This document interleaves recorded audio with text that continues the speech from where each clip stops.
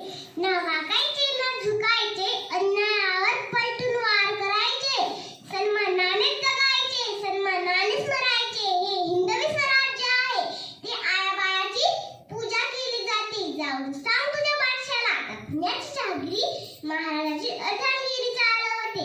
अंगणातील तुळस, गोठ्यातील गाय, घरातील माय, यांच्या आवाजात कोणी वाकडी नजर टाकली, त्यांची गाय केली जाणार नाही. अशी शिकवण देणारा राजमाता जिजाऊ यांची आज जयंती आहे. 12 जानेवारी 1598 या गावी त्यांचा जन्म झाला होता. काही सांगावी त्या माऊलीची गाथा, जिने एका वाघाला जन्म दिला. काही सांगावी त्या माऊलीची गाथा, जिने एका वाघाला जन्म दिला.